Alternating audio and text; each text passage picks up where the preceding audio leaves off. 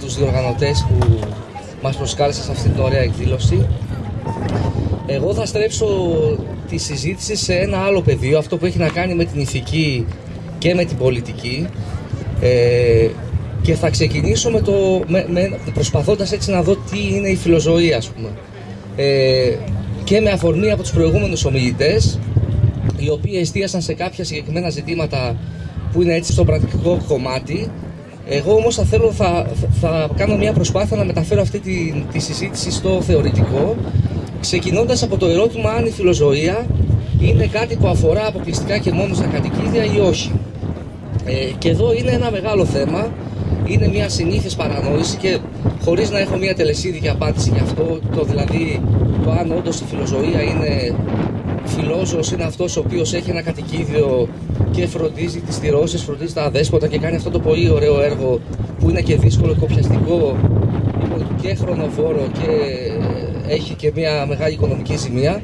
Ωστόσο, νομίζω ότι ανοίγοντας αυτή τη συζήτηση και σε αυτή την εκδήλωση που έτσι προσπαθεί να πιάσει όλες τις θεματικές, έχει μεγάλη σημασία να δούμε ότι φιλοζωία δεν είναι μόνο αυτό. Λοιπόν, τα ζώα που αξίζει να στρέψουμε το ενδιαφέρον μας δεν είναι μόνο τα ζώα, τα οποία μπορούμε να αναπτύξουμε έτσι δεσμούς αγάπης και φιλίας. Είναι τα ζώα τα οποία τα καταναλώνουμε καθημερινά χωρίς να τα βλέπουμε. Είναι τα ζώα δηλαδή που βρίσκονται πίσω από τους μπετονένιους τοίχους, ας πούμε, των σφαγείων. Είναι τα ζώα που βρίσκονται μέσα στα επιστημονικά εργαστήρια για να παράγονται όλα αυτά τα ωραία καλλιτικά, τα ιατρικά, τα απορρυπαντικά και όλα αυτά που καταναλώνουμε με τόσο μεγάλη άνεση. Είναι τα ζώα τα οποία χρησιμοποιούν σε τομείς διασκέδασης, και εδώ αξίζει να γίνει και η αναφορά ότι, ας πούμε, για παράδειγμα, ξεκίνησε η πρώτη ομιλία και η καλή συνάδελφος η κυρία Τάκη μας ανέφερε, ας πούμε, ότι στην Ελλάδα έχουμε την πρωτοπορία ότι δεν έχουμε ζώα σε τσίρκο.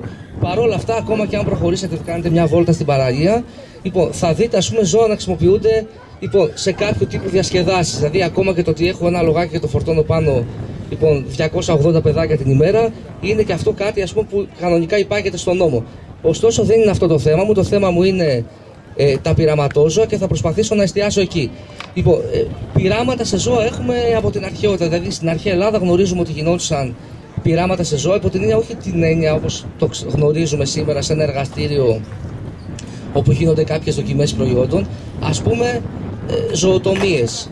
Και εδώ αξίζει να αναφέρουμε ότι όταν μιλάμε για πειραματισμό σε ζώα, αναφερόμαστε και στις ζωοτομίες που γίνονται για εκπαιδευτικούς λόγους, αναφερόμαστε και στις δοκιμές προϊόντων και φυσικά αναφερόμαστε και στις δοκιμές φαρμάκων. Βέβαια, αυτά θα μας τα πει ο εδώ ξενοφόντας που είναι αρμοδιότερος από μένα για αυτές τις τεχνικές λεπτομέρειες.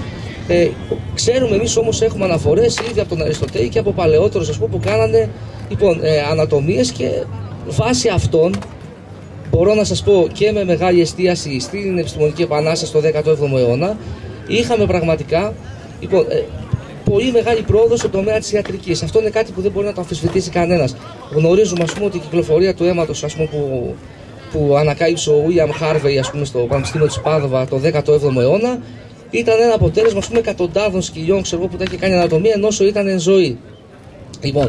Και επομένως είναι αναμφίβολο ότι έχουμε κάποιες προόδους ως προς το ζήτημα αυτό. Από εκεί και πέρα όμως έχει ανοίξει σήμερα μια συζήτηση όσον αφορά το ηθικό κομμάτι, το κατά πόσον εμείς δηλαδή δικαιούμαστε ηθικά να χρησιμοποιούμε αυτά τα ζώα είτε για περισσότερο έτσι ανώφελους σκοπούς και ανώδυνους, όπως είναι, ας πούμε, τα καλλιτικά, είτε για κάτι που φαίνεται, ας πούμε, ότι είναι ζήτημα ζωής και θανάτου, όπως είναι η ιατρική. Ξεκινώ με μια επισήμανση ότι ακόμα και στον τομέα της ιατρικής δεν είναι όλα τα πειράματα που γίνονται ζητήματα ζωής θανάτου. Δηλαδή, ακόμα και στην ιατρική δεν δοκιμάζουμε προϊόντα όπου αν δοκιμάσουμε ένα φάρμακο την άλλη μέρα θα σωθούν εκατοντάδες χιλιάδες ανθρώπων. Δηλαδή, ακόμα εκεί για παράδειγμα έχουμε, ας πούμε, για εκπαιδευτικούς λόγους ανατομίες, που όπως θα ακούσουμε αργότερα από τον ξενοφόντα υπάρχουν διάφορες εναλλακτικές που μπορούμε πολύ απλά έτσι να προσπεράσουμε αυτές τις ανατομίες. Αυτό λοιπόν που έχει σημασία είναι να δούμε κατά πόσον έχουν ηθική υπόσταση τα ζώα, κατά πόσο δηλαδή είμαστε έτοιμοι να ανοίξουμε τόσο την ηθική μας κοινότητα, όπως την ανοίξαμε για να βάλουμε μέσα πριν από 1,5 αιώνα, 1 αιώνα, τους έγχρωμους, τις γυναίκες και άλλες ομάδες που ήταν καταπιεσμένες και που δεν είχαν δικαιώματα γιατί στο 19ο αιώνα είχαν δικαιώματα μόνο όποιος ήταν λευκός δυτικός άντρας. Κατά πόσο λοιπόν είμαστε έτοιμοι σήμερα να κάνουμε αυτό το άνοιγμα και να ανοίξουμε τόσο την ηθική μας κοινότητα, ώστε να βάλουμε μέσα κάποια μη ανθρώπινα ζώα. Ποια θα είναι αυτά, δεν ξέρω. Θα είναι αυτά που πονάνε. Ξέρουμε ποια πονάνε. Θα μας μιλήσει πάλι ο ξενοφόντας μετά γι' αυτό. Υπάρχει μια τεράστια συζήτηση σήμερα και στον τομέα της ιατρικής και στον τομέα της φιλοσοφίας, κατά πόσον γνωρίζουμε σε ποιο βαθμό πονάνε τα μη ανθρώπινα ζώα. Γίνονται συνεχώς πειράματα γι' αυτό, που θα μου πεις τώρα αυτό είναι προβληματικό, πώς εσύ μιλάς εναντίον των πειραμάτων, αλλά δέχεσαι αυτά τα πορίσματα. Από τη στιγμή που γίνονται τα δέχομαι, ναι. Τα δέχομαι και τα χρησιμοποιώ για να πολεμήσω και τα πειράματα. Λοιπόν, επομένως ένα είναι αυτό το κατά πόσο θα θεωρήσουμε ότι είναι το κριτήριο του πόνου αυτό που μας ενδιαφέρει και να πούμε ότι αυτά που πονούν δεν πρέπει να τα χρησιμοποιούμε, ή κατά πόσο θέλουμε να θέσουμε κάποια άλλα κριτήρια. Ποια είναι αυτά? Αξίζει να αναλογιστούμε ποια είναι αυτά τα κριτήρια που θέτουμε συνεχώς στον εαυτό μας ή στις συζητήσεις που κάνουμε με τους άλλους, όταν θέλουμε να δείξουμε ότι είμαστε διαφορετικοί από τα ζώα. Και λέμε, εμείς είμαστε άνθρωποι, δεν είμαστε ζώα. Και λέμε, γιατί? Γιατί είμαστε ορθολογικοί. Έχουν ορθολογικότητα τα μη ανθρώπινα ζώα? Τι είναι η ορθολογικότητα? Γιατί έχουμε ψυχή, ας πούμε. Αυτά δεν έχουν ψυχή, εμείς θα πάμε στον παράδεισο. Γιατί πονάμε, γιατί και χίλια δυο άλλα. Γιατί έχουμε κοινωνία και έχουμε πολιτισμό. Θεωρώντας ότι δεν υπάρχουν μη ανθρώπινες κοινωνίες. Ας πούμε, δηλαδή οι μέλισσες, ας πούμε, και τα μυρμήγκια είναι έτσι χύμα ανοργάνωτα, ας πούμε, και κυκλοφορούν έτσι στο υπερπέραν. Λοιπόν, επομένως, ένα πράγμα είναι αν δεχτούμε ότι υπάρχει ένα τέτοιο κριτήριο που μας διαφοροποιεί. Να, ένα από τα αυτά που λέγαμε. Λοιπόν, αν πούμε ότι υπάρχει ένα τέτοιο κριτήριο που μας διαφοροποιεί από τα μη ανθρώπινα ζώα και μας κάνει ανώτερους, τότε θα πρέπει να σκεφτούμε ότι μπορεί αυτό το κριτήριο να είναι το κριτήριο που μας εμποδίζει για ηθικούς λόγους να χρησιμοποιήσουμε αυτά τα μη ανθρώπινα ζώα για πειράματα. Και εδώ επομένως εστιάζω στη βασική αντίθεση και αντίφαση που υπάρχει στον πειραματισμό, και έχει να κάνει με το εξής. Είναι το πιο βασικό επιχείρημα που έχουμε να πούμε είναι αυτό. Λοιπόν, συγγνώμη. Λέμε, γιατί κάνατε εσείς οι επιστήμονες ή εσείς που αποδέχεστε τον πειραματισμό σε ζώα, γιατί κάνατε πειράματα σε ζώα? Σου λένε γιατί είναι κατάλληλα μοντέλα υπολογιστικά, γιατί έχουν φοβερές νευροφυσιολογικές ομοιότητες με τον άνθρωπο και επομένως αν δοκιμάσουμε κάτι σε αυτά, δηλαδή αν δοκιμάσουμε τους δώσουμε να πιούν μια χλωρίνη ή τους δώσουμε να δοκιμάσουμε ένα καινούριο φάρμακο που έχουμε για το AIDS, ξέρω τι, θα δούμε αν οι αντιδράσεις που έχουν αυτά τα φάρμακα ή αυτά τα προϊόντα στα ζώα θα είναι αντίστοιχες και στον άνθρωπο. Ωραία, λέμε. Και δεν μου λέτε γιατί, ποια είναι τότε, εφόσον θέλετε κατάλληλα μοντέλα, γιατί δεν χρησιμοποιείτε τον άνθρωπο? Μα σου λέει γιατί αυτά είναι κατώτερα από εμάς. Δηλαδή, εδώ είναι η βασική αντίθεση και αντίφαση, αν θέλετε. Ότι από τη μία θεωρούμε ότι είναι εντελώς διαφορετικά από εμάς και δεν έχουν καμία ηθική υπόσταση, δεν έχουμε καμία ομοιότητα με αυτά και επομένως μπορούμε πολύ άνετα να τα χρησιμοποιούμε για πειραματισμό. Και απ' την άλλη θεωρούμε ότι εφόσον έχουν τόσες νευροφυσιολογικές ομοιότητες, μπορούμε να τα χρησιμοποιούμε προκειμένου να δοκιμάζουμε προϊόντα και διάφορα άλλα. Έχετε μια ερώτηση, βλέπω. Α, κάνετε ένα λεπτό υπομονή να τελειώσω και θα είμαι μετά ανοιχτός σε εκατομμύρια ερωτήσεις. Δεν ακούω.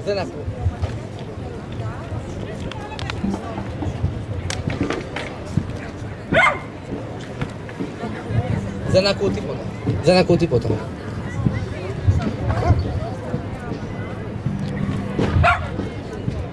Ναι, ο πειραματισμός σε ανθρώπους είναι ένα άλλο θέμα, δεν πήγα ακόμα εκεί.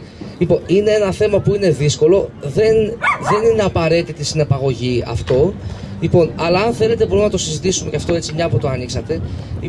Το ότι γίνεται σε κάποιες χώρες επιπληρωμή και πώς γίνεται είναι ένα θέμα που μπορούμε εμείς να το ορίσουμε. Θέλετε να το ορίσουμε επαναστατικά, θέλετε τι θα πει το να τελειώσω λίγο και ό,τι θέλετε.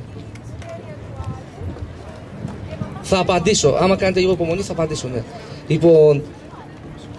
Σας θυμίζω επίσης ότι υπάρχουν επιτροπές βιοειθικής σε κάποιες χώρες που μπορούν, εφόσον θέλουμε εμείς να προχωρήσουμε σε αυτό, αν και πήγαμε λίγο κάπως απότομα στο ζήτημα του πειραματισμού σε ανθρώπους, να το συζητήσουμε αυτό.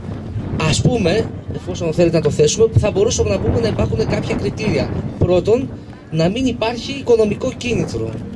Να μην προχωρήσουμε δηλαδή σε μια κοινωνία η οποία, ας πούμε, τους παρείες, ας πούμε, και τους αλότρους και εγώ δεν ξέρω ποιους, θα τους οδηγεί, θα έχουμε πολίτες Β, Γ, Δ κατηγορίας και θα τους έχουμε για πειραματόζωα κτλ. Γιατί, και αυτό ήθελα να το πω και στο τέλος, ότι δεν θα έχει κανένα νόημα και δεν έχει και για μένα προσωπικά και νομίζω πολλούς από τους παρευρισκομένους εδώ πέρα, δεν έχει κανένα νόημα να μιλάμε για απελευθέρωση των ζώων δίχως απελευθέρωση των ανθρώπων. Δηλαδή, αν αρχίσουμε να συζητάμε και πώς θα φέρουμε την ελευθερία στα ζώα, πώς θα σπάσουμε τα κλουβιά, και ταυτόχρονα συντηρούμε αυτή τη φοβερή, αν θέλετε, αυτό το φοβερό μεταβιομηχανικό καπιταλιστικό σύστημα της εκμετάλλευσης, τότε έχουμε αποτύχει. Επομένως, κλείνοντας το ζήτημα των ανθρώπων, θα έλεγα ότι μπορούν να θεσπιστούν κάποιοι κανόνες, να μην υπάρχει οικονομικό κίνητρο, να δούμε κατά πόσο είναι ψυχολογικά υγιής αυτός ο οποίος θέλει να κάνει. Και φυσικά είναι ένα πολύ λεπτό ζήτημα που πρέπει, δεν είμαι υπεύθυνος να το λύσω, αλλά νομίζω ότι ο χρόνος και ο καιρός θα μας δώσει. Σε κάποιες περιπτώσεις πάντως θα σας πω ότι υπήρχαν πολύ καλές προοπτικές για μια τέτοια προσπάθεια, εντελώς διαφορετικές από αυτά το πλαίσιο που είπαμε τώρα για παράδειγμα με το χρηματισμό. Σας θυμίζω ότι τότε που ήταν, ας πούμε, για παράδειγμα η έξαρση του AIDS, ας πούμε, εκεί τη δεκαετία 80, αρχές δεκαετία του 90, είχε βγει, ας πούμε, τότε ο πρόεδρος της ομοφυλοφιλικής κοινότητας της Νέας Υόρκης, ο Λάρι Κράμερ, ας πούμε, και είπε: θέλουμε να γίνουμε τα ειδικά σας χειρίδια, υπό την έννοια ότι έχουμε, ας πούμε, οργανωμένους ανθρώπους πολιτικά συνειδητοποιημένους, ξέροντας τι θέλουν, ότι θα προσφέρουν ένα καλό για τους υπόλοιπους. Θέλουμε, ας πούμε, κάποιοι άνθρωποι από εμάς, 10, 20, 30, δεν ξέρω ποιοι, προσφέρονται προκειμένου να γίνει ένας πειραματισμός. Αλλά προσέξτε και πάλι, σε ποιο πλαίσιο θα γίνει ο πειραματισμός. Δεν είμαστε, ας πούμε, στην ναζιστική Γερμανία να παίρνουμε τους Εβραίους και να τους κάνουμε ό,τι θέλουμε. Που εκεί ήταν το μεγαλύτερο ανθρώπινο πείραμα, το ήταν αυτό, ας πούμε. Ήταν στην ναζιστική Γερμανία, είχαν, ας πούμε, Ναζί. Λοιπόν, όσα πειραματόζωα ήθελαν στη διάθεσή τους να τα κάνουν ό,τι ήθελαν και το κάνανε. Λοιπόν, ίσως έχω μιλήσει αρκετή ώρα, γιατί δεν έχουμε και πάρα πολύ χρόνο. Θέλετε έτσι πριν δώσω το λόγο στον Ξενοφόντα που θα μιλήσει για τις εναλλακτικές, να πούμε κάποια άλλα πράγματα σε σχέση με το ηθικό κομμάτι. Υπάρχουν διάφοροι φιλόσοφοι που ασχολούνται πλέον με αυτό. Και στην Ελλάδα υπάρχουν άνθρωποι που έχει ανοίξει σιγά σιγά το θέμα, ανοίγει και γράφουν, ας πούμε, διάφορα άρθρα και γίνονται κινήσεις. Και νομίζω αυτή η κίνηση εδώ πέρα που γίνεται σήμερα δεν ξέρω αν έχει ξαναγίνει. Είναι η πρώτη φορά στη Θεσσαλονίκη που γίνεται έτσι μια οργανωμένη κινητοποίηση και αξίζουν πολλά συγχαρητήρια στους διοργανωτές, γιατί είναι μια κινητοποίηση που δεν έχει να κάνει και πάλι δεν στρέφεται στο ζήτημα, ας πούμε, του κατοικίδιου, που νομίζω είναι μια φοβερή παρανόηση. Είναι μια κινητοποίηση που απλώνεται γενικά στην ηθική μεταχείριση των ζώων, λοιπόν, σε ένα ευρύτερο πλαίσιο. Και κλείνοντας, αν δεν έχετε ερωτήσεις, να πω και πάλι αυτό που είπα πριν, ότι νομίζω ότι είναι ανώφελο να συζητάμε, ειδικά σήμερα στην παρούσα κατάσταση εδώ, σε αυτή τη φοβερή δραματική κατάσταση που ζούμε και στην Ελλάδα και στην Νότια Ευρώπη, λοιπόν, ή αν θέλετε γενικά στο δυτικό κόσμο, να συζητούμε για απελευθέρωση των μη ανθρώπινων ζώων, χωρίς να μιλούμε ταυτόχρονα για απελευθέρωση και των ανθρώπινων ζώων. Και νομίζω ότι είναι κάτι που θα πρέπει να το παλεύουμε ταυτόχρονα. Λοιπόν,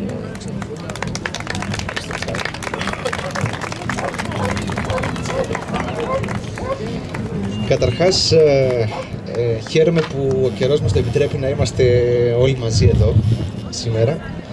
Και μια μικρή παρένθεση για όσους δεν το γνωρίζουν, ο Σταύρος Καραγεωργάκης έχει επιμεληθεί τη μετάφραση «Η απελευθέρωση των ζώων», το οποίο ήταν ένα σύγγραμμα του Πίτερ Σίνγκερ που είχε πολύ μεγάλη επίδραση σε όλα τα κινήματα για την απελευθέρωση των ζώων, είτε αυτοί είχαν να κάνουν με τα πειραματόζωα, είτε έχουν να κάνουν με τις εντατικές μονάδες εκτροφής ζώων για κατανάλωση, φαγητό κλπ.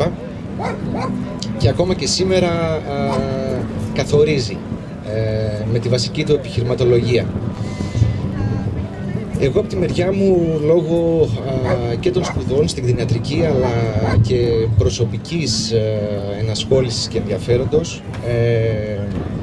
έψαξα πράγματα σχετικά με τα πειραματόζωα κλπ, το οποίο είναι και μάθημα στη σχολή.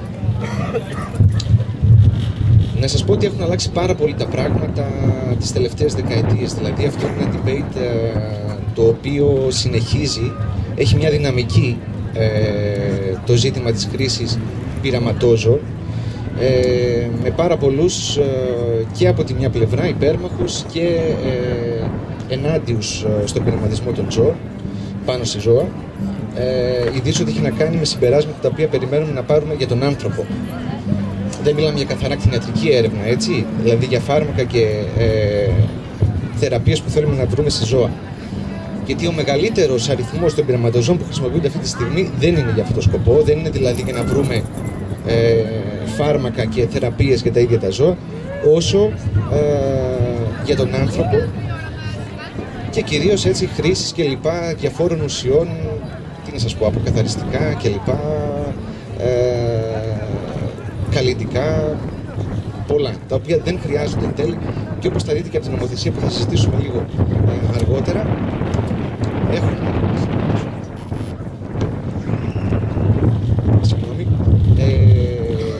έχουν καταργηθεί πλέον, δεν χρειάζεται δηλαδή από το 2009. Αυτό το οποίο είναι κεκτημένο πλέον από δύο ερευνητές οι οποίοι είχαν εισαγάγει την εξής έννοια των 3 R. Τα 3 R λοιπόν, τα οποία αναφέρονται στο replacement, στην αντικατάσταση δηλαδή, στο reduction, τη μείωση, και στο refinement, τον εξευγενισμό, πάνω στους πειραματισμούς αυτούς που χρησιμοποιούνται πειραματόζωα. Αυτό είναι κάτι το οποίο διεθνώς οι επιστημονικές κοινότητες παντού το δέχονται. Που σημαίνει ότι ήδη σε όλες αυτές τις δεκαετίες που χρησιμοποιούνταν πειραματόζωα πλέον αλλάζει το καθεστώς. Ο σκοπός είναι καταρχάς να βρούμε τρόπους εναλλακτικές που θα αντικαταστήσουν την κατά παράδοση χρήση ζώων, όπου αυτό δεν είναι εφικτό, τουλάχιστον μέσω διάφορων μεθόδων, στατιστικών αναλύσεων, μοντέλων κλπ. Να μπορέσουμε να μειώσουμε τον αριθμό, ώστε να βγάλουμε αυτά τα στατιστικώς σημαντικά συμπεράσματα που θέλουν οι επιστήμονες. Και ο εξευγενισμός, ο οποίος αναφέρεται σε ό,τι έχει να κάνει με την εκτροφή αυτών των ζώων εργαστηρίου, το σταυλισμό τους, την κατάλληλη διατροφή, των κατάλληλων πρωτοκόλων αναλγησίας για να μην πονάνε, και θα σας πω μετά κάτι ενδιαφέρον πάνω σε αυτό, τα κατάλληλα πρωτόκολλα αναισθησίας και ευθανασίας φυσικά, όταν προκαλούν σε αυτά ανίατες ασθένειες, για να μπορέσουμε να μελετήσουμε κάποια νοσήματα. Και φυσικά και στην εκπαίδευση. Στην εκπαίδευση του προσωπικού, το οποίο εμπλέκεται και πρέπει να μπορεί να έχει τις κατάλληλες γνώσεις και δεξιότητες για να έρχεται σε επαφή με αυτά τα ζώα εργαστηρίου. Αυτό που σας είπα σε σχέση με τον πόνο, δεν θα ξεχάσω στο πρώτο μάθημα που κάναμε στη σχολή με τον καθηγητή αναισθησιολογίας, κτηνιατρικής αναισθησιολογίας, ο οποίος έκανε, ας πούμε, σε όλους μας την εξής ερώτηση, πρώτα-πρώτα, λέει, τα ζώα πονάνε? Ένα πολύ μεγάλο θέμα φυσικά. Νομίζω όλοι σαστήσαμε, δεν υπήρχε κάποιος από τους φοιτητές ο οποίος να μην έμεινε άναυδος, γιατί το θεωρούμε κάτι δεδομένο, έτσι, ότι τα ζώα πονάνε. Κι όμως, αυτό το οποίο ήθελε να θέσει ο δάσκαλος με αυτή την ερώτηση, ήταν ότι σαφώς και έχουμε όλες τις ενδείξεις, έτσι, από άποψη εξελικτικής βιολογίας, νευροφυσιολογικών δομών, όπως ανέφερε πριν και ο Σταύρος, πολύ σωστά, δεν ξέρουμε την ένταση του ερεθίσματος το οποίο νιώθει. Εδώ σε εμάς τους ίδιους τους ανθρώπους είναι υποκειμενική αίσθηση του πόνου, αυτό είναι μεγάλη ιστορία, και δεν γνωρίζουμε στα ζώα. Προσπαθούμε, έχουν βγει φυσικά έτσι κλίμακες, ώστε να μπαίνουν σε μια κατηγορία, να μπορούν να κατηγοριοποιούνται αυτά, για να μπορούμε όσο είναι δυνατόν να μειώνουμε αυτό το ερέθισμα, το επώδυνο, και να μιλάμε όσο γίνεται με όρους ευζοίας για τα ζώα εργαστηρίου. Θα αναφέρω κάποια παραδείγματα τα οποία δείχνουν όλη αυτή τη στροφή.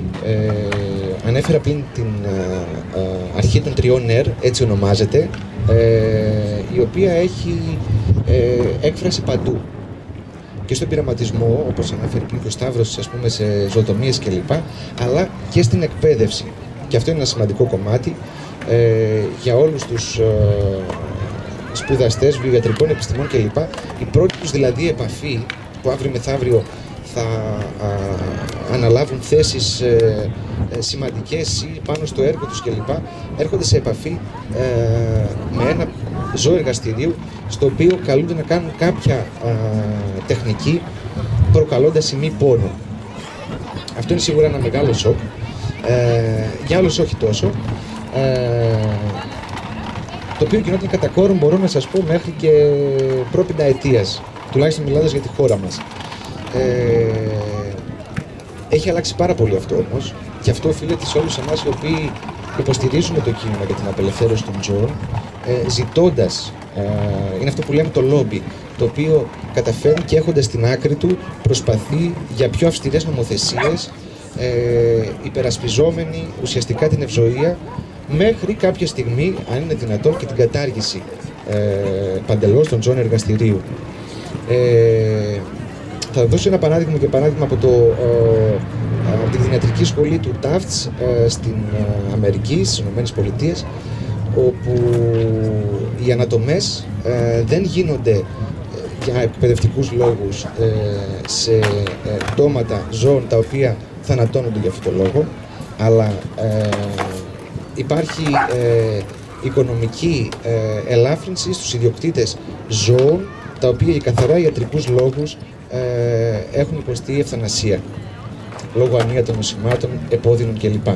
Είναι μια πάρα πολύ καλή εναλλακτική με την οποία μπορούσαν να λάβουν μέρος σε αυτά τα εργαστήρια και φοιτητές οι οποίοι πριν δήλωναν αντίρρηση συνείδησης. Κάποιοι τώρα συγκεκριμένοι κλάδοι, έτσι όπως η γενετική μηχανική, βιοτεχνολογία κλπ, έχουν βοηθήσει θεαματικά στο να βρούμε εναλλακτικές λύσεις εκεί όπου κατά παράδοση χρησιμοποιούνταν πειραματόζωα. Θα δώσω το εξής παράδειγμα για τα φάρμακα τα οποία κυκλοφορούν και τα οποία να χορηγηθούν παρεντερικά, δηλαδή εκτός στόματος, είτε αυτά είναι ενέσιμα, κυρίως ενδοφλέβια ή εντομίκα, πάντοτε έπρεπε για να μπορέσουν να πάρουν αδειοδότηση να γίνει ένας συγκεκριμένος έλεγχος έγχυσης αυτών των φαρμάκων ουσιαστικά σε κουνέλια για να μπορέσει να πάρει την ένδειξη ότι δεν περιέχει πυρετογόνα. Και από εκεί πέρα παρακολουθούσαν αν το ζώο θα έβγαζε κάποιο πρόβλημα ή όχι, για να ξέρουν αν θα μπορούσε να πάρει συγκεκριμένη παρτίδα φαρμάκων έγκριση. Αυτό πλέον έχει αλλάξει. Έτσι, υπήρξαν κάποιοι επιστήμονες οι οποίοι έψαξαν γιατί ενδιαφέρθηκαν και κατάληξαν στο συμπέρασμα να μπορούμε να κάνουμε αυτούς τους ελέγχους χωρίς τη χρήση πειραματοζώων, με κυταρικές σειρές. Είναι κάτι πάρα πολύ σημαντικό. Γι' αυτό αναφέρω για τις νέες επιστημονικές μεθόδους και την γενετική μηχανική.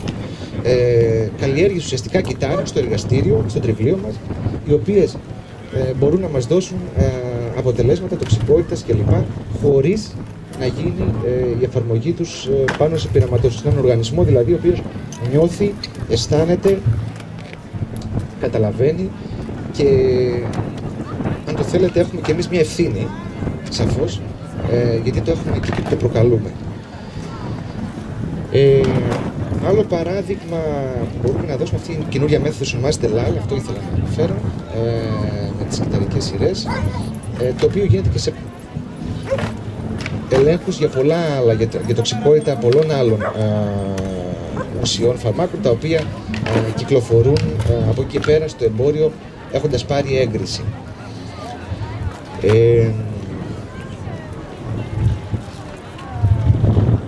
Εντάξει, να μην αναφέρω, θα το αναφέρω βασικά, ότι υπάρχουν και η τεχνολογία έχει βοηθήσει πάρα πολύ. Θυμάμαι χαρακτηριστικά, είχα προλάβει τέτοια εκπαιδευτικά πειράματα στη δική μου τη σχολή. Η τελευταία χρονιά πρέπει να ήταν,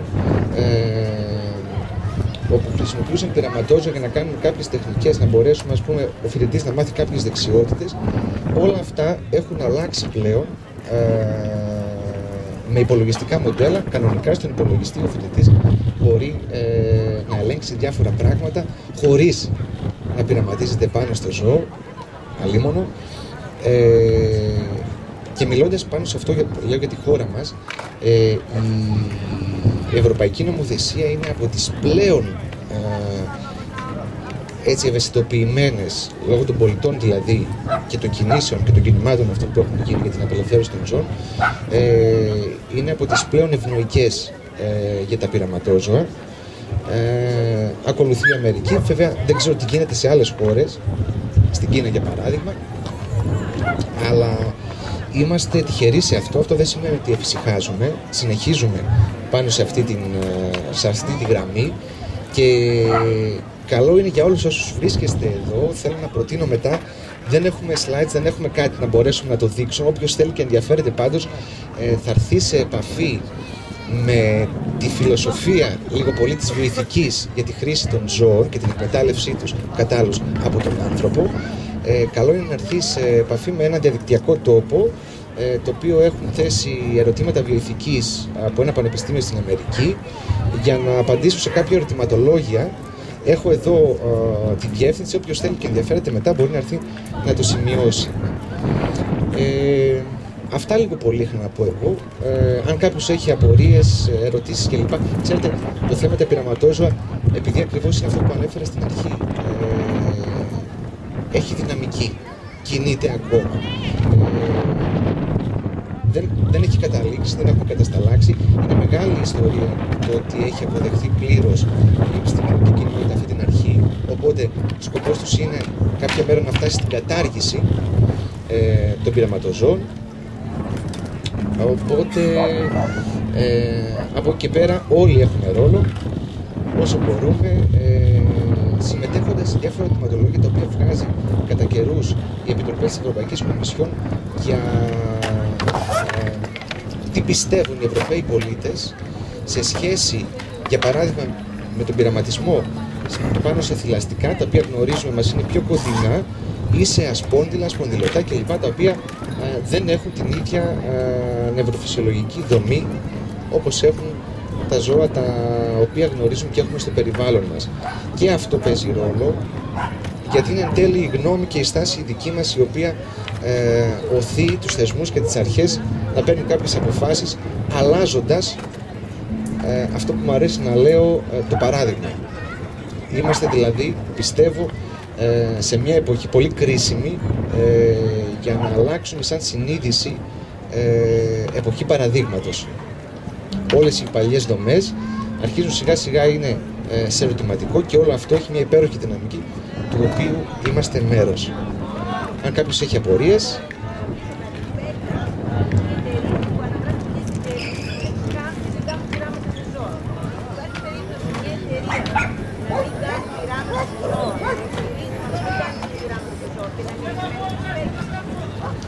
αυτό δεν το γνωρίζω, αν και υπάρχει το κατάλληλο άτομο το οποίο θα μας βοηθήσει εδώ. Ουσιαστικά τώρα μου δίνετε την κατάλληλη ευκαιρία να σας παρουσιάσουμε την Δήμητρα, η οποία έρχεται από τη συλλογικότητα Vegan Θεσσαλονίκη και θα πει ακριβώς αυτό για προϊόντα τα οποία παίρνουν πιστοποίηση και είναι χωρίς πειράματα σε ζώα. Ευχαριστώ πολύ.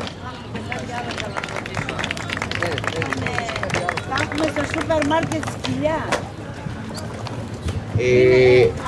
Το έμαθα και εγώ, η κυρία εδώ αναφέρει για το αίτημα Κινέζων επιχειρηματιών να μπορέσουν να φέρουν, να τους επιτραπεί να φέρουν κρέας σκύλου σε σούπερ μάρκετ εντός της Ευρωπαϊκής Ένωσης, αλλά να σας πω την αλήθεια, νομίζω ότι δεν θα μπορέσει να περάσει.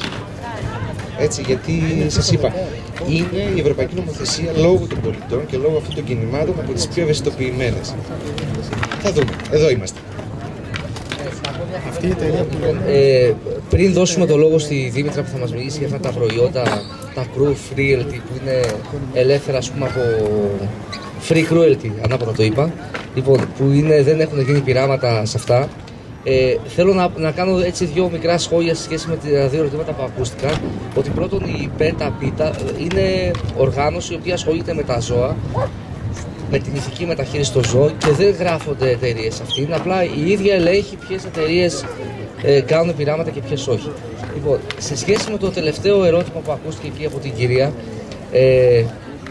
είναι σίγουρα κάτι που ακούγεται έτσι εντελώς αποτρόπαιο σε εμάς. Ωστόσο, θα επαναφέρω τη συζήτηση ως απάντηση στην αρχή της εισήγησης της δικής μου. Δηλαδή, γιατί μας σοκάρει τόσο πολύ, ας πούμε, το κρέας σκύλου και όχι ας πούμε και γάτας και όχι το κρέας γουρουνιού, ας πούμε, που είναι πιο έξυπνο και από το σκύλο. Δηλαδή, αν θέσουμε ας πούμε ως κριτήριο την ευφυΐα, λοιπόν, γιατί μας σοκάρει τόσο αυτό και όχι το κρέας αγελάδας, και όχι... Δηλαδή, είναι μια συζήτηση που νομίζω ήρθε η ώρα να την ανοίξουμε στην Ελλάδα. Δεν μπορούμε να τα τρώμε όλα τα πάντα. Πρέπει να αφήσουμε και κάτι στο πλανήτη. Ναι, ή μπορεί να μην τρώμε τίποτα από όλα αυτά και να ησυχάσουμε. Λοιπόν, αυτό νομίζω είναι η καλύτερη λύση. Λοιπόν, και μία κουβέντα, Δήμητρα, πριν πάρεις εσύ το λόγο, θέλω να ρωτήσω και εγώ κάτι στο Ξενοφόντα. Μας είπες για τις νομοθεσίες και αυτά που γίνονται στην Ελλάδα. Συγγνώμη, η Ελλάδα έχει ενσωματωθεί στο Ευρωπαϊκό Δίκαιο και έχει υιοθετήσει τις νομοθεσίες, ας πούμε, παραδείγματος χάρη για τον πειραματισμό σε ζώα. Θέλω να ρωτήσω, που εσύ τα ξέρεις καλύτερα από εμάς, γίνονται έλεγχοι? Δηλαδή, ας πούμε, το Υπουργείο Γεωργίας που είναι υπεύθυνο για τον πειραματισμό κάνει, ας πούμε, φόδους στο Απιθή, στο Πανεπιστήμιο Κρήτης, όπου υπάρχουν πειραματόζωα, στο Θεαγένιο που γίνονται πειράματα σε ποντίκια, ας πούμε, αντικαρκινικά κτλ. Κάνει, ας πούμε, ελέγχους να δει κατά πόσον τηρεί την νομοθεσία. Ας πούμε, υπάρχει, όπως προβλέπει η νομοθεσία, άνθρωπος όλο το Σαββατοκύριακο μαζί με τα ζώα? Αυτό, Σταύρο, είναι πραγματικά ένα καυτό θέμα. Η νομοθεσία, ναι, υπάρχει και είναι αυστηρή. Οι θεσμοί προσπαθούν να καλύψουν αυτά τα ζητήματα και να γίνονται οι έλεγχοι. Ως επιτοπλίστων, ναι. Ναι. Βέβαια, όπως αυτό ισχύει και παντού, κάθε ένας ο οποίος έχει κάποιες γνωριμίες μπορεί πολύ πιο εύκολα να κινήσει κάποιες διαδικασίες, δυστυχώς. Όμως, επειδή αυτά είναι νομικά κατοχυρωμένα, οτιδήποτε πέσει στην αντίληψη ανθρώπων οι οποίοι μπορούν να κάνουν μια μήνυση κλπ, εάν κάτι πάει στραβά, οφείλουν να λογοδοτήσουν. Και για να είμαι απόλυτα ειλικρινής, επειδή η γραφειοκρατία είναι τόσο μεγάλη πλέον και στο ζήτημα, για να πάρει ένας ερευνητής δηλαδή άδεια να χρησιμοποιήσει πειραματόζωα σε ένα ερευνητικό του κομμάτι, περνάει από ελέγχους, πραγματικά. Πρέπει να δηλώσει τα πάντα, πού θα τα παραλάβει, αν είναι τα κατάλληλα, η μέθοδος του να πάρει έγκριση, αν χρησιμοποιεί το σωστό αριθμό κλπ.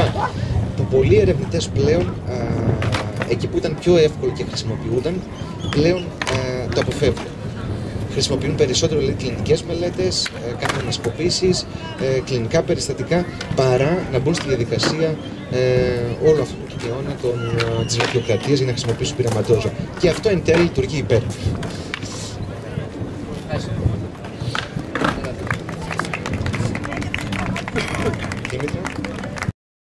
Εμείς ως συλλογικότητα Vegan Θεσσαλονίκη ασχολούμαστε γενικότερα με το vegan τρόπο ζωής. Δεν μας αφορά μόνο το διατροφικό κομμάτι, ότι δηλαδή δεν τρώμε τα ζώα αυτά καθ' αυτά, ούτε τα παραγωγά τους, αλλά δεν χρησιμοποιούμε και προϊόντα που έχουν τεσταριστεί σε ζώα. Όταν μιλάμε για πειράματα σε ζώα, μιλάμε για όλα τα στάδια ενός προϊόντος. Δηλαδή, από τα επιμέρους συστατικά στο τελικό προϊόν, μια εταιρεία να μην χρησιμοποιεί τον κυλιόμενο κανόνα της πενταετίας, δηλαδή σήμερα, 2015, να κάνει πειράματα και μετά από 5 χρόνια να πουλάει τα προϊόντα που έχουν τεσταριστεί σε ζώα, δηλαδή το 2020, και η ίδια να ισχυρίζεται ότι δεν κάνει πειράματα. Και πολύ βασικό κομμάτι είναι εταιρείες να μην εξάγουν σε χώρες που είναι υποχρεωτικό να γίνονται πειράματα σε ζώα, όπως είναι η Κίνα. Η κυρία αναφέρθηκε προηγουμένως στην πιστοποίηση της PETA.